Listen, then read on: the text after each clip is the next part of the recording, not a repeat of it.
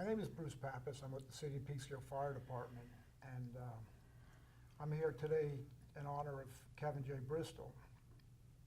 Kevin and I go way back to before he actually joined the fire department. I worked with his father. We were partners together, and Kevin was just a little snot-nosed kid, and well, I shouldn't say little. Kevin was never little. Kevin was always a giant. He was a football player. He was senior in high school, and his father says to me, I need you to do me a favor. I was always into working out, and he says, we got to get Kevin in shape.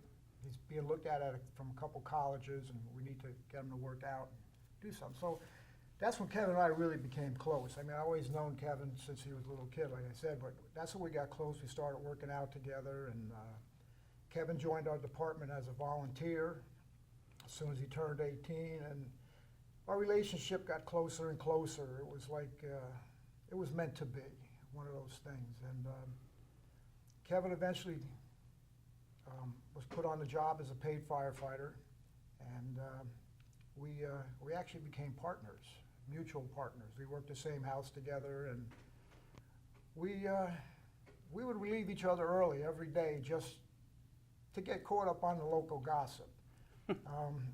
Kevin and Kathy got together. Kathy was my wife's best friend, and like I said, Kevin was like one of my best friends. And we introduced the two, and that was another match made in heaven. And not only did I work with Kevin, but Kevin and Kathy ended up buying the house next door to us. And years and years. Years and years. And we put a lot of time together. And the past year and a half, been a little tough not having Kevin by our side. Kevin was the type of guy that everybody wanted to be with. He always had the answers. Kevin was a smart, very smart guy. And he was book smart, had a lot of common sense. And if you couldn't figure something out, Kevin was the guy you went to. And he would come up with an answer. May not have been the right answer, but it was an answer. Most of the time, Kevin was usually pretty right with everything. With our job, Kevin was our lead negotiator for our contracts. The lawyer for the city didn't like Kevin. Kevin seemed to be smarter than he was. And Kevin always had the answers for this guy, you know, and it was a big loss for our department when we lost Kevin.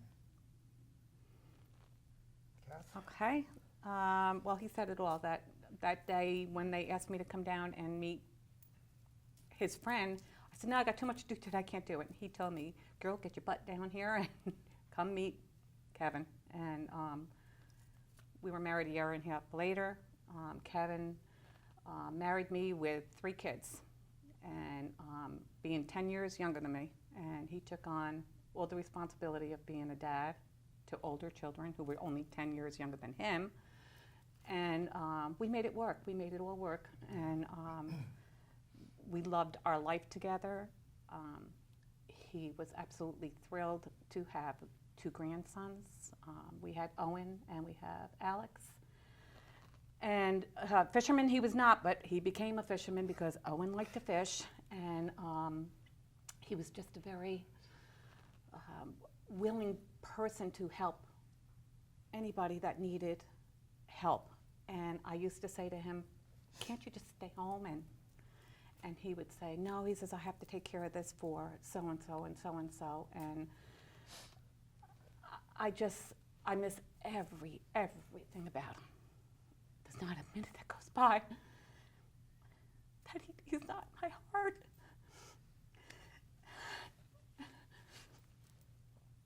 Sorry. But I'm trying to remember the good things about him, and it was just so many. His smile, everybody would say that, he smiled. Best smile in the world. But if he thought somebody was being treated badly or it wasn't the right thing, you did not want to see that side of Kevin. because he made sure that it was known that this was not the right thing being done. And Kevin had a few choice words that he used all the time, and anybody that sees this video and knew Kevin, they know what it is. But we had dogs our whole marriage. We were married 20 years. We loved doing things with the animals and our vacations and just everyday life. Everyday life was just perfect. There was just not anything that I could say except that he wasn't home enough because he had a side business painting. And so he worked constantly, and that was what he wanted to do. And the way I would go and see him is I would be his gopher, and I would go to the store and bring his lunch for him and the guys, or go to the firehouse every night and bring him dinner when he was at the firehouse on I-24. And so it's just happy things, and especially our vacations. I got to remember with all the family, and I can't stress enough how much of a good person he was, and that how much we all miss him.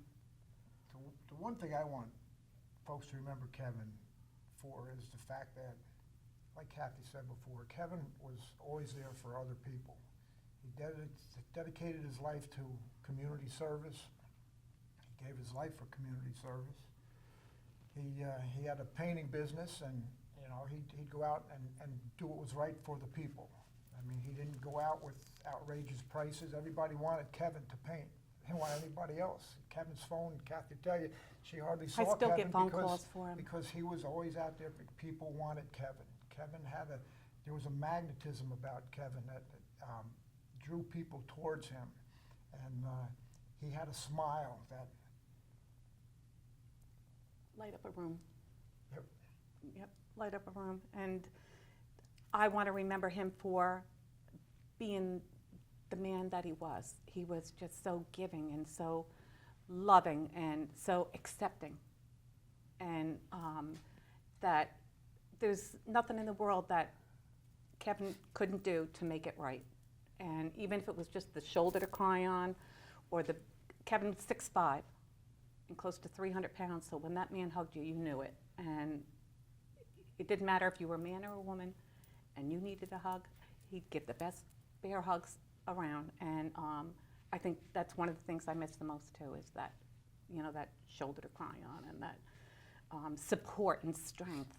And I am so pleased to be here and honor him through the National Association for Fallen Firefighters, because they made it possible for him to be honored. And I don't think he would like all this pomp and circumstance, only because when we had his remembrance for him, March 3rd of this year, it was a year, there was a blizzard. And we all said, oh, Kevin's just doing this so he doesn't want the recognition. And now the hurricane for this one. So it's like he's telling us enough is enough. But I can't thank you from the bottom of my heart that everybody here is wonderful. And everybody here makes you feel like they knew him, that they're able to feel our pain, because that'll never go away. But it makes it a little bit easier to know that somebody's there to say, "Be okay, we're behind you." And I can't thank everybody too that came, the firefighters that came from his union, the volunteers that came, and my best friends, my son, and my grandson that couldn't come from North Carolina because they got 14 inches of rain. And he's so disappointed that he couldn't be here for Papa Kevin. He's 8 years old and just wanted to be here. So anyway, we're good. Okay. We're good. Thank you, guys. Thank you very much.